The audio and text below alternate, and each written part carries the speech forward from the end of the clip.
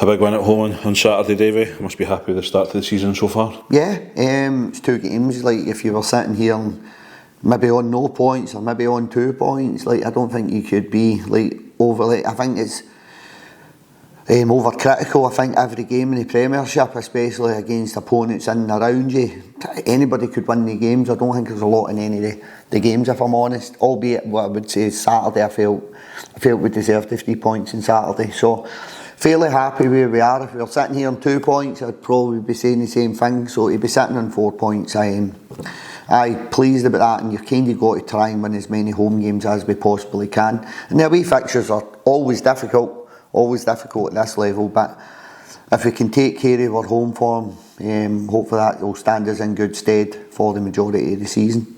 Obviously it has been a good start, but there was obviously, I think with Ethan Ross, there was Danny, Graham, Adam all picked up knocks on Saturday, which was probably the wee bit of a blow to a good Saturday. Graham's a contact, so that's part and parcel of the game, so Graham's is a contact, but Danny Wilson kind of missed a bit of our pre-season. Danny probably missed 2-3 weeks of our pre-season. He had stuff going on. He had to work out his work permits and stuff like that for the USA. Plus, we were still talking to each other at that point. So I think he's always going to be a wee bit behind the group. And then he's come in and we've threw him into first team games to try and get him to where we need to get him to as quickly as possible. And Adam's a wee bit similar. Adam was maybe number 31, 32 in Celtic squad, so it's really, really difficult for Brendan to probably get as many minutes into a large group like Celtic have. So he's probably a wee bit behind the curve, and that's where the muscle injuries come in. So Adam is what to stay on the park, fair play to him, but with the 2 substitutions we had to make previously with Danny Wilson and Graham, we had to kind of use half time as a substitution, and I didn't want to use that on Adam. 15, and we knew Adam was coming off in 10-15 minutes, so kind of made that decision to try and get Chris on. Chris probably played 15-20 minutes more than I would have liked him to play, in all honesty. But again, that's why we've got a big squad. Came into this week saying we probably need to trim the squad down, move 2 or 3 out. Probably in total, if I looked at the squad, probably 4 or 5, including a couple of boys that are training with the B team. But I was looking to move a couple of first team players on. But I think the way it's going now, I think the intensity, the physicality, I think we're going to need probably 25 first team players to compete. Sam might have had a couple of options, a wee bit, maybe in the champ, something along the lines, but we wouldn't have had control over where Sam is playing football on a Saturday. So the cooperation agreement really suits Livingston. It probably doesn't suit East Fife. Well, East Fife have got access to 3 players. In terms of the 3 players that we put forward, has got to be under 21. So Sam being one of the players.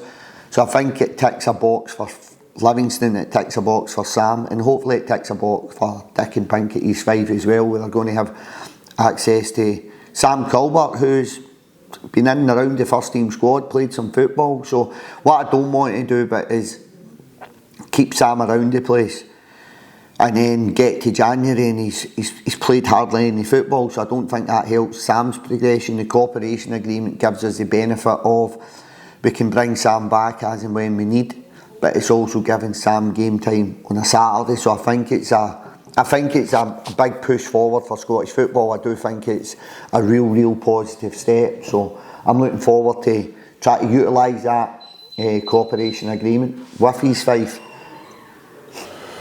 Obviously all attention is on Sunday with Hibs. Just one you're looking forward to, David? Yeah, our last Premiership game was Hibs here. So that's Hibs coming back here. I know we've played Killie and Falkirk in the league, but kind of played Killie in the Cup just before we played in the league. We played Falkirk 4 times last year, so this one's got a wee bit of a different feel to it, to be fair.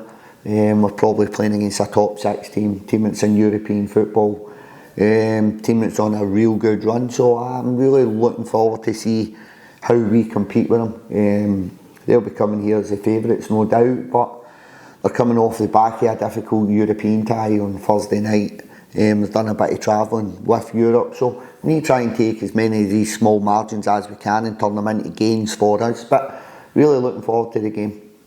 David, there's been a lot of key performances over the last 3 weeks, namely Samuel Wall coming in doing quite well, Robin Muirhead kicking on where he started last season.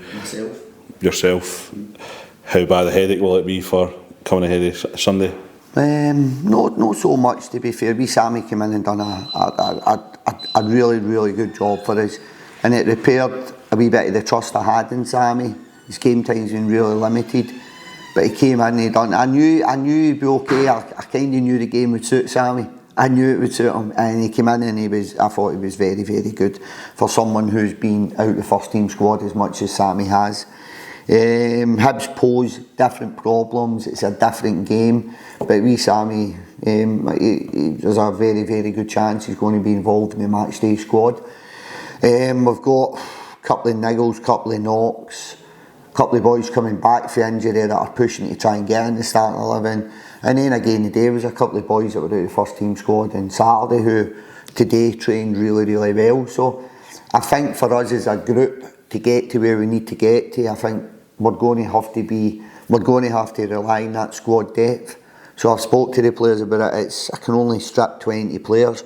We've got a real good group of players now, and some players are going to be left out the squad at times, but that's not really a reflection on their personal performances at times. It's going to be game related.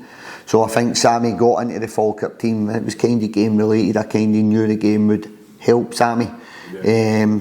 That's not to say we'll no start on Sunday, but Dan Finlayson came back and trained really well today. So we've got a real competitive squad, and I think that's the one thing you need to have if you want success, because it also brings that competitive element to the changing room where they know they've got to be at it day in, day out if they want to keep their jersey. So here's a few boys coming back that weren't in the squad last week, but we've lost a couple who were in the squad last week. But I think we're in a really good place squad-wise.